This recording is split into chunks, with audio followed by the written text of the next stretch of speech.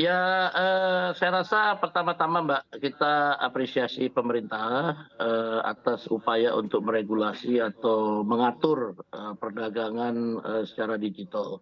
Karena kalau kita lihat skala ekonominya, ekonomi Indonesia digital itu sudah lewat 80, miliar US dollar itu atau setara 1.200 triliun.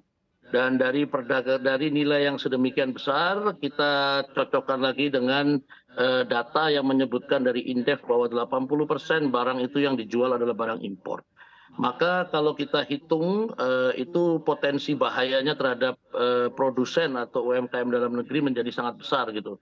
Dengan skala sekitar 50 miliar US dollar itu barang masuk dan diperdagangkan secara ilegal di Indonesia, maka ini akan sangat merusak bagi perekonomian dalam negeri maupun produsen dalam negeri, Mbak. Yang perlu kami sampaikan di sini adalah pemerintah telah tepat ya untuk melakukan upaya meregulasi, hanya saja mungkin perlu didudukan dengan benar posisinya begitu, Mbak. Jadi posisi yang saya maksud di sini ada proses importasi yang sehat, yaitu mungkin importasi secara cross border dengan platform e-commerce sebagai kliennya. Nah, ini prosesnya sudah sangat transparan, kepentingan negara sudah dilindungi dengan cara pembayaran pajaknya itu terproteksi, ada sistem e-katalog di proses e-cross border ini, ada sistem risk engine juga yang telah diterapkan oleh Direktorat Jenderal Bea Cukai.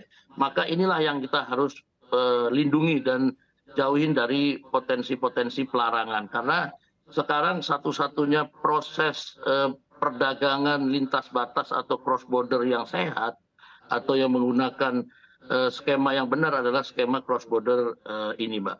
Sedangkan yang terjadi di lapangan adalah barang-barang impor tadi diperdagangkan secara lokal gitu. Jadi local sales sebenarnya. Barang-barang tadi diimportasi dengan cara yang mungkin kurang bisa dipertanggungjawabkan sehingga memiliki nilai jual yang sangat murah begitu. Baik, Pak Soni tadi Anda sampaikan salah satu cara juga untuk bisa menertibkan adanya import ilegal ini adalah dengan bekerja sama dengan platform untuk bisa memberikan bukti impor dengan jalur yang benar begitu.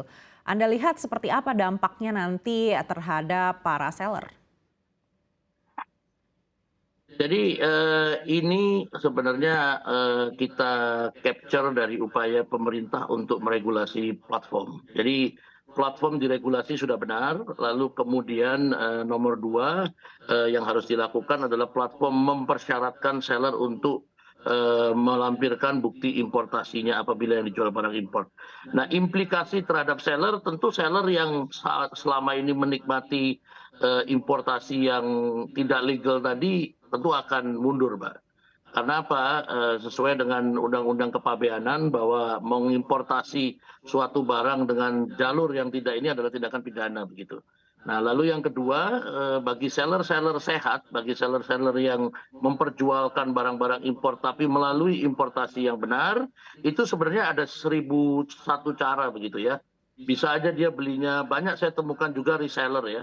Jadi dia belinya secara cross border online dari platform luar seperti mungkin Amazon atau Shopee dia beli lalu kemudian dijual lagi ke platform lokal. Ini importasi ini benar. Kenapa benar? Karena pada saat dia melakukan cross border, dia itu sudah membayar seluruh hak-hak dan ketentuan negara begitu. Jadi untuk kemudian diperjualbelikan tentu tidak ada masalah. Nah, ini tentu bukan bagian dari barang-barang yang memiliki harga sangat murah. Karena biaya logistiknya untuk melakukan ini saja sudah sangat besar. Kemudian juga ketentuan perpajakan yang dipenuhi sangat besar. Jadi artinya seller-seller ini harus kita dorong ke arah yang benar dengan cara pertama adalah kita bersama-sama dengan pemerintah menertibkan barang-barang import yang dijual di platform lokal yang diimport dengan cara ilegal begitu, Mbak. Terima kasih. Baik, itu dari segi seller. Bagaimana dari segi konsumen? Apa yang bisa dilakukan konsumen juga untuk bisa membantu proses ini? Saya rasa konsumen pada prinsipnya tentu tidak pingin ya barang yang dia beli kemudian berpotensi untuk menimbulkan masalah di kemudian hari gitu. Jadi sekarang ini konsumen dimanjakan dengan barang-barang murah, tapi mereka pikir itu tidak ada konsekuensi hukum begitu ya. Jadi yang bisa dilakukan sekarang adalah kita harus mensosialisasikan kepada platform bahwa untuk perdagangan barang-barang import yang dilakukan ini maka memiliki konsekuensi both ways gitu ya. Both ways artinya memiliki konsekuensi dari sisi seller dan buyer. Apabila ini disosialisasikan dengan benar, maka mungkin tidak memakan waktu cukup lama, tren ini akan bergeser gitu. Saya rasa semua masyarakat Indonesia patuh hukum dan ingin patuh hukum begitu, Mbak. Artinya apabila digaungkan bahwa ini barang diimpor dengan tidak benar, memotong hak negara dan mengakibatkan hancurnya UMKM Indonesia, maka pemerintah harus mensosialisasikan bersama dengan platform dan juga melakukan penindakan ke beberapa pelanggaran agar timbul efek jerah begitu, Pak. Baik, lalu untuk mencegah predatory pricing sendiri apa hal lainnya yang mungkin bisa dilakukan dari pemerintah begitu seperti mungkin memberikan pajak tambahan? Iya, jadi predatory pricing perlu dicatat itu hanya disebabkan oleh dua hal. Satu, adanya dumping dari negara produsen awal, dan ini dengan mudah bisa dideteksi apabila hal kedua, penyebab kedua yaitu proses importasi di negara tujuannya itu tidak benar. Jadi predatory pricing ini hanya bisa terjadi dari dua hal tadi. Hal yang pertama adalah dari awalnya sudah didumping atau disubsidi atau memang sengaja diproduce untuk dijual secara ekspor dengan segala macam kemudahan perpajakan. Yang kedua, negara tujuannya pun apabila ini terjadi maka harus merespon. Merespon dengan cara meningkatkan pajak atau proteksi. Hal ini sebenarnya sudah dilakukan, Mbak. Sudah dilakukan terhadap produk tekstil jadi yang dijual secara cross border di platform e-commerce internasional. Yang terjadi adalah barang-barang yang diperjualbelikan tadi itu langsung dikenakan pajak proteksi sebesar 45%, di mana pajak pada barang e-commerce lainnya itu hanya 7,5%. Artinya untuk menghindari untuk menghindari predatory pricing yang dijual secara cross border dengan importasi yang benar ini sangat mudah, hanya meningkatkan pajaknya saja. Tapi yang jadi masalah kan bukan di situ. Yang jadi masalah bagaimana menghentikan predatory pricing dari barang-barang yang diimport secara ilegal. Nah ini harus ada tindakan begitu ya. Tindakannya pun harus tepat.